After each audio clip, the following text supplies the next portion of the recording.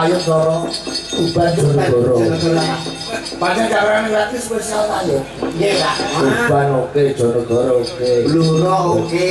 Grobokan yo oke. Banyumasan oke, Banyuwangi apa meneh? Pati. Tayo kuwi mawa pitutur. Bisa ta? Tayo kuwi biasane nganggone sampur. Iki mesti kon nyampur nak ro urip. Nah. Mesti joget iki ngene iki dhewe. Lho, iki Apa kuwi? bendol telu.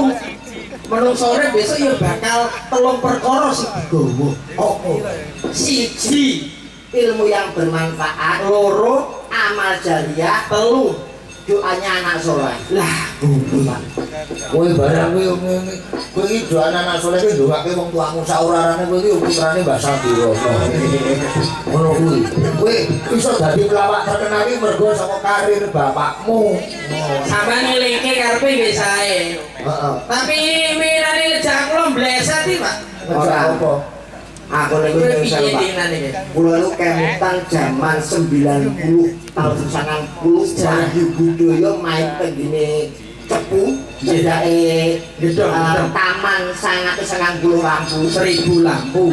orang 10 Iya. pas kuwi 990 Tahun 99 nopo. 90 niku tobong mriku orang wah Wahyu Budaya Kediri Oh, Bu Suci. Bu Suci Bambangane Pak Pujo Sewok Sewoko karo sing putri Bu Aris Narsia. Kok sing dadi musuhe Pak Pujo Deni Sanjaya.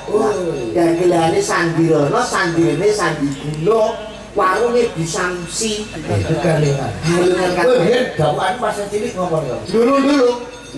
Setanan. Setanan dulu. Ngate lakon hari penasaran lakon Maeso Jenderal sing dadi pangisingan. Pasing-singan. Awan to.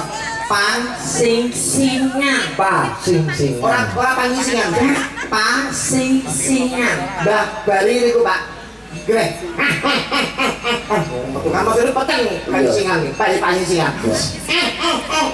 Menjadi cemplung toko. Dulu jak itu, tencepu niku. Pengalaman nobong suwe ya, Be. Mulane nek ngendho bapakku nek kene iku betus milih. Mergo nek permintaan terakhir dari orang yang sebelum meninggal kan kedah dilaksanakan to Pak. Wasiat. Apa wasiate Pak Sandirono? Wingi sak durung kerja kan sanjan kulone coba nek bapak wis ra ono tulung nek pas aku mati kuburanku DKN pinggire lawang kidul lan ojo ke tengah-tengah. Dan sebabnya apa tak? Sawaya-wayane kuburane kobongan aku sembahi dhisik. Enak kuwi. Mayat kok mlayu.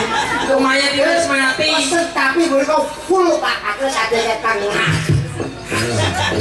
Lah yo pae kok digobahan. Lah iki ning kono yo terus muni piye? Tupel Aku golek duwe berkah matur sembah. Terus undi Pak Ikit. Kok ketinggal Terus kalih. dalam terus kali gudi-gudi. Ada Mbak Yosi Dian Praniwi. Yes. bersama dengan Bersama Mbak Elisa. Oh, gak apa-apa. Pancen ditangkap sak limpok ya. penggemarnya masih Elisa ini nek melu cangkran kan kowe ngambil ambil nembang tak goleki kanca. Oh, ngaten. Melu liyane melu Pak Jumbo kok dene nembang dhewe. Sakne Ini Pak Jumbo kersane. Dasarnya tanggapannya lari ya perlu ngasuh, bodi genter kalian vokalis sanes. So, sampun gak ada pacar Mbak Elisa sampeyan.